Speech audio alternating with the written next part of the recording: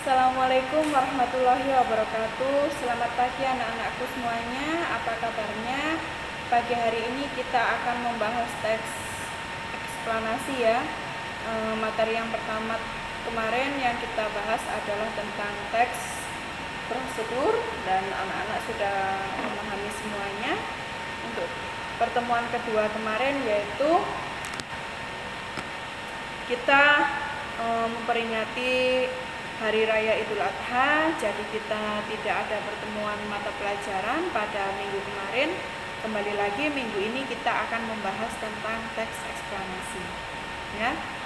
Sebelum kita memulai mata pelajaran pagi hari ini, alangkah indahnya jika kita berdoa terlebih dahulu. Berdoa mulai. Berdoa selesai. Oke anak-anak, apa itu tentang teks eksplanasi ya? Nah, kita akan bahas satu persatu di sini. Apa sih teks eksplanasi itu?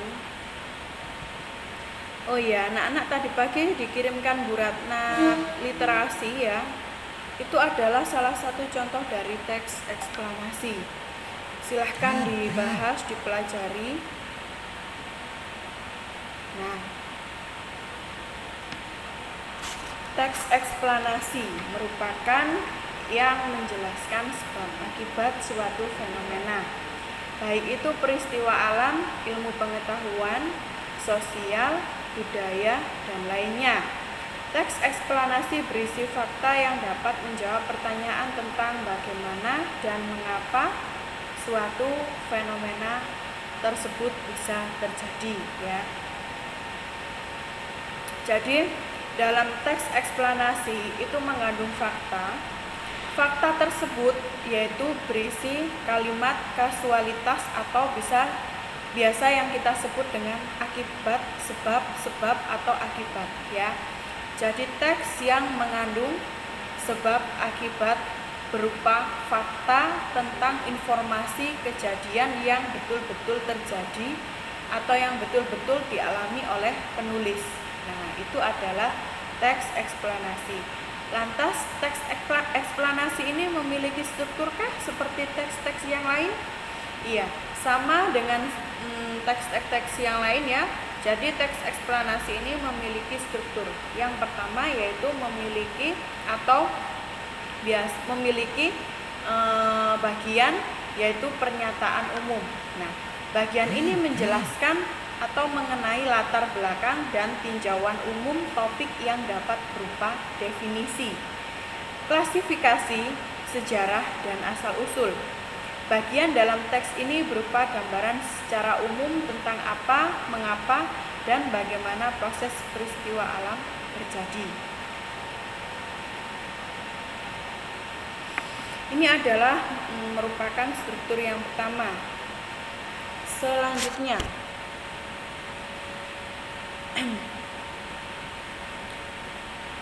nah ini deretan penjelas. Jadi pada bagian ini berisi perincian proses atau sebab terjadinya suatu fenomena yang juga mencakup akibat dan dampak yang ditimbulkan. Nah, dalam suatu teks eksplanasi itu memiliki fakta yang benar-benar memang berupa sebab akibat. Sebelum deretan penjelas ini ditemukan, biasanya kita akan menemukan gagasan pokok atau pokok pikiran yang pertama dari teks eksplanasi tersebut dibahas. Setelah gagasan umum atau pokok pikiran atau paragraf yang pertama tadi ya, nah yaitu diikuti dengan deretan penjelas atau kalimat-kalimat penjelas. Ini bersifat lebih khusus. Jadi diawali dengan umum yang bersifat umum, lalu diikuti dengan deretan penjelas. Ini merupakan kalimat-kalimat khusus ya. Selanjutnya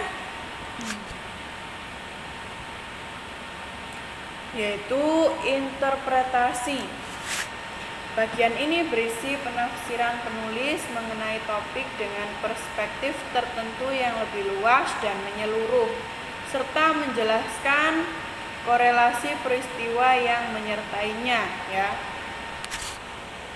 Next yang akan kita bahas yaitu yang terakhir adalah simpulan.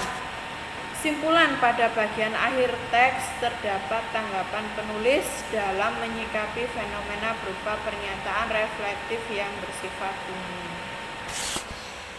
Selanjutnya kita akan membahas contoh dari teks. Nah, contoh ini teksnya sudah saya kirimkan tadi pagi untuk literasi ya anak-anak. Jadi ini penggalannya saja yang akan kita bahas, yaitu contoh dari teks eksplanasi. Akhir-akhir ini demonstrasi kerap terjadi di hampir setiap waktu dan terjadi di berbagai tempat. Bahkan demonstrasi sudah menjadi fenomena yang lumrah di tengah-tengah masyarakat kita. Menanggapi fenomena tersebut, seorang kepala daerah menyatakan bahwa penyebab demonstrasi dan anarkisme tidak lain adalah faktor laparnya masyarakat. Lantas ia mencontohkan rakyat Malaysia dan Brunei yang adem ayem lantaran kesejahteraan mereka terpenuhi, maka demonstrasi di negara-negara itu jarang terjadi. Perhatikan anak-anak mulai dari kalimat 1, kalimat 2, kalimat 3, dan kalimat 4. Ini adalah merupakan fakta ya. Jadi memang teks eksplanasi ini lahir dari fakta-fakta yang dialami oleh penulis. Teksnya memang merupakan paparan-paparan paragraf. Di tengah-tengah demonstrasi itu melaporkan atau dikelompokkan sebuah teks eksplanasi atau yang merupakan fakta, terdiri dari fakta yang kejadiannya itu secara berurutan lalu dituliskan, lahirlah sebuah teks eksplanasi ya. Di sini bisa kita pahami ya. Ini adalah sebuah teks yang memang lahir dari bentuk-bentuk fakta ya.